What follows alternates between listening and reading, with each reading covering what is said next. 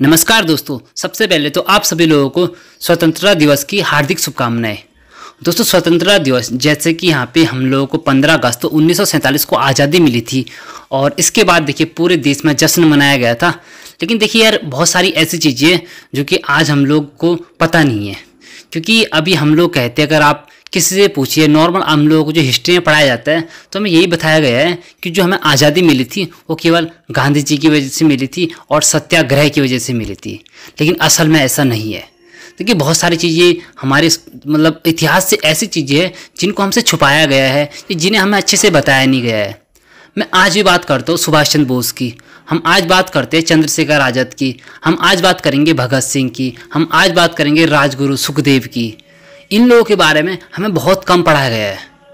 आप अगर Indian history को देखें तो वहाँ पे आपको चंद्रशेखर आज़ाद के बारे में बहुत कम मिलेगा, आपको भगत सिंह के बारे में बहुत कम मिलेगा, आपको सुभाष चंद्र बोस के बारे में बहुत कम मिलेगा। जबकि इन लोगों ने इतना काम किया था। मेरा मानना ये है कि अगर देश को आज़ादी मिली तो उसमें 50% योगदान इन्हीं लोगों का था।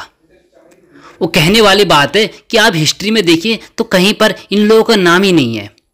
आप एक छोटे से पेज में साइड में यहाँ पे चंद्रशेखर आज़ाद के बारे में मिल जाएगा, छोटा सा यहाँ पे भगत सिंह, राजगुरु, सुखदेव के बारे में मिल जाएगा और उसी के बगल में छोटा सा यहाँ पे सुभाष चंद्र बोस के बारे में मिल जाएगा।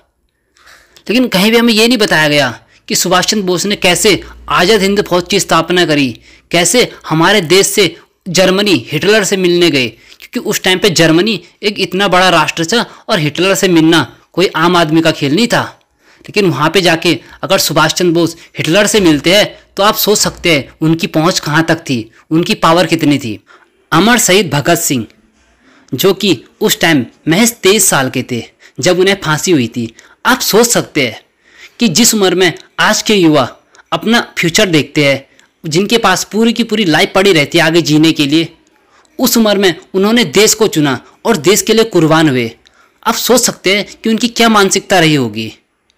एक आज 23 साल के युवा को देखिए और एक भगत सिंह के साथ उनकी तुलना कीजिए तो आप सोच सकते हैं कि यार 23 साल का लड़का जिसके पास की पूरी ज़िंदगी पड़ी थी, उन्होंने अपनी ज़िंदगी को ना चुनकर देश के लिए कुर्बान हो गए। तो यार कैसे हम उन लोगों को भूल सकते हैं। राजगुरु, सुखदेव, चंद्रशेखर आज़ाद, सुभाष चंद्र बोस, ऐसे ऐसे लोग हैं हमारे वहाँ पे।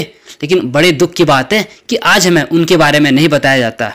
मैं एक छोटा सा किस्सा सुनाता हूँ आपको भगत सिंह, राजगुरु और सुखदेव के बारे में।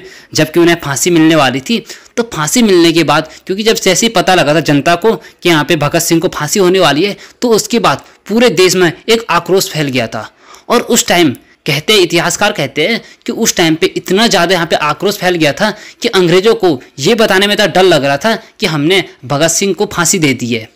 और उसके बाद जब इनकी हिम्मत नहीं हुई, क्योंकि यहाँ पे जो लोग थे वो इतने ज़्यादा आक्रोश में आ गए थे कि यहाँ पे इनको अंग्रेजों को लगा कि शायद अब लोगों को रोक पाना बड़ा मुश्किल है, तो उन्होंने क्या किया कि भगत सिंह, राजगुरु और सुखदेव जो उनकी मृत शरीर था उनको टुकड़े करके और बोरियों में भर के रातों रात उनका अंतिम संस्कार किया। जबकि हिंदू धर्म की बात करें तो कभी किसी का रात में अंतिम संस्कार नहीं होता है। लेकिन अंग्रेज उस टाइम इतना ज़्यादा डर चुके थे कि उन्हें लगा कि अगर हमने ये खबर फैला दी तो पूरे देश में विद्रोह हो जाएगा। आप सोच सकते हैं कि उस टाइम पे भगत सिंह की जो पावर थी वो कितनी थी।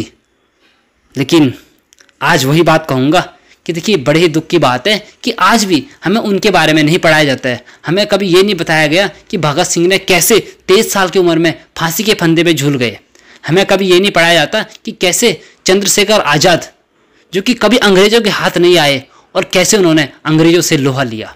तो सभी लोगों से मेरा हाथ जोड़कर निवेदन है कि आज़ादी के इस पावन अवसर पर उन सभी लोगों को भी याद किया जाए जिन्हें आज बहुत कम लोग याद करते हैं।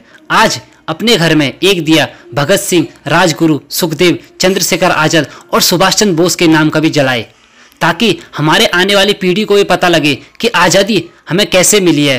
हजारों लाखों जब युवाओं ने अपना बलिदान दिया उसके बाद हमें आज़ादी मिली है। हमें केवल चरखा चलाने से और सत्याग्रह से आज़ादी नहीं मिली है। दोस्तों, वीडियो अच्छी लगी तो लाइक, कमेंट और शेयर करना ना भूलें।